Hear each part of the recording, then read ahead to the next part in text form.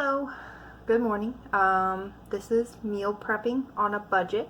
A lot of time you see these meal prep websites and they talk about, buy the freshest ingredients and all that. Well, if you're like me and you live out in the middle of nowhere in the country and you can't always make it to the store if you run out of, kale or lettuce or whatever, you have to get some things that are more sustainable, like freezable things. So frozen meats, frozen vegetables, things like that. What I like to use as far as the budget is concerned is I buy these Knorr sides. And now they're probably not the healthiest, and if you check your sodium levels and things as such, you're probably going to blow your lid a little bit. But if you're looking to strictly count calories, which I used to be nearly 300 pounds, and you can't really tell by looking at me, but I lost about 90 pounds and got down to 180, which is pretty good for me. And what I did is I take sides like this and I turn them into meals. So I prepped ahead of time some boneless, skinless chicken breast and some thin slice chunks of steak. Okay, so with one of these I can go ahead and make some creamy garlic chicken pasta, and then with this one I can go ahead and make a, what do you want to call it, beef stir fry or something along those lines.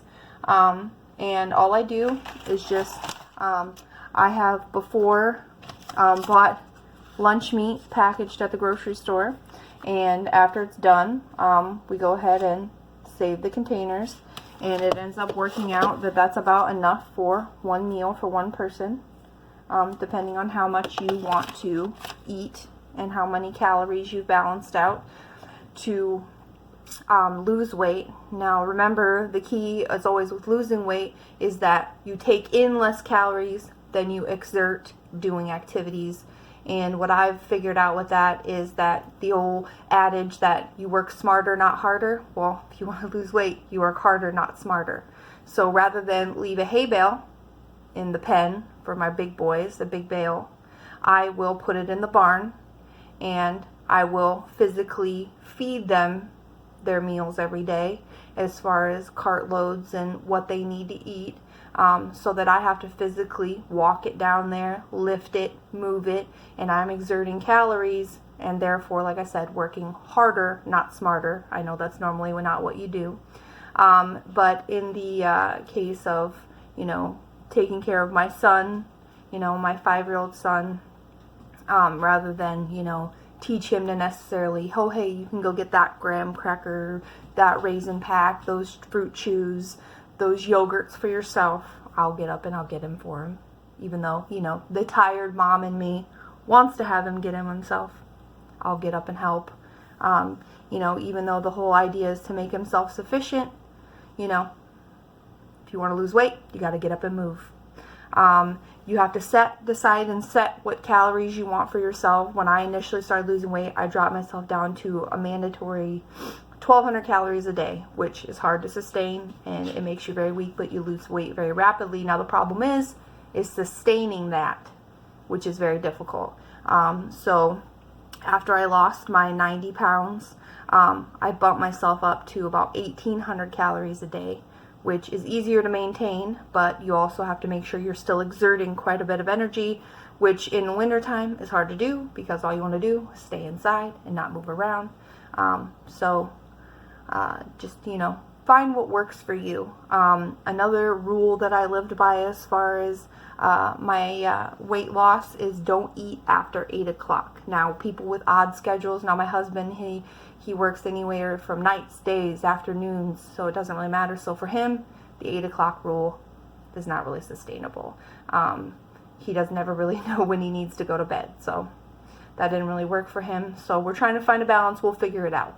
The 8 o'clock rule, I cut out almost all alcohol except for special occasions. Now, some of you, that's not really a sustainable idea, because how else do you blow off steam but with a beer or a cocktail?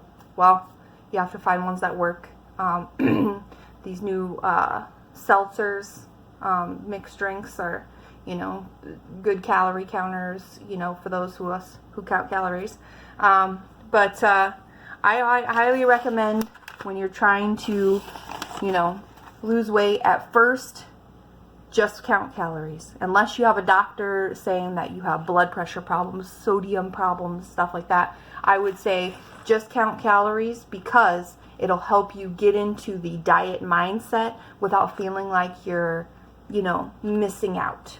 You know, because this, you can trick yourself if you add enough, you know, things to it, like say some peppers and onions. You can trick yourself into thinking this is a really, you know, normal Italian dish, or adding extra vegetables to this, or maybe throw a side of crab rangoon on it that you buy in the frozen section at your grocery store, will make you think that this is real Chinese takeout. You have to trick yourself, but eventually you get into the mindset where, you know, you can believe in your heart that you're eating something that's not necessarily good for you.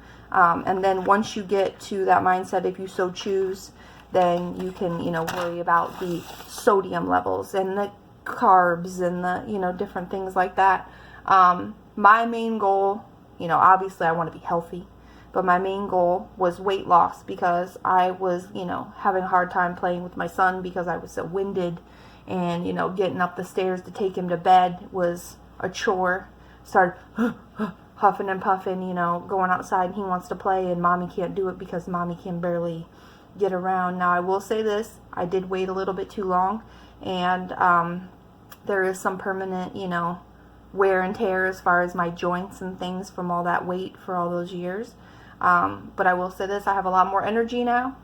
I can play with him. I can, you know, go outside and walk the dogs, you know, things like that, that I say wouldn't been able to do when I was almost 300 pounds. So if you have any questions about, you know, cooking,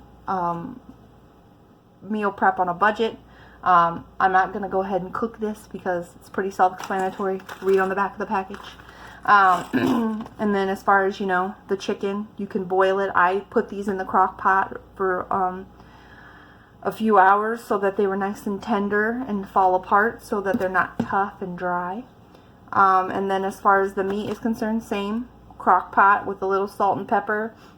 Nothing too crazy. Don't want to add any fat when fat's not needed. Like I said, just, you know, make sure you're keeping track of weight. I have a food scale that I got off of Amazon that is really, really helpful. You can weigh out all your stuff, and obviously on the back of packaging it gives you your, you know, serving size based off of weight and things like that. So it's very, very helpful to know how much you're actually putting into you. I know before I got it, I was very, very you know, winging it as far as, oh, well, this amount of this is probably weighs that much. I know I was actually lowballing it for a good chunk of time, having the lunch meat sandwiches that these came out of. And, you know, it says 4 slices is 2 ounces, and then you figure it out, and you're like, wow, okay, you know, 4 slices really is 2 ounces, so you can actually end up getting more filling meals out of it than you would have just winging it. So I highly recommend this. I think it was only like $8, and it came with its own batteries and measuring spoons. So the Dork Mother, if you have any topics you'd like me to cover about country living, or being a stay-at-home mother out in the middle of nowhere, or pop culture references, I might know some stuff. I'm quite versed in all useless knowledge that is pop culture. But like and subscribe.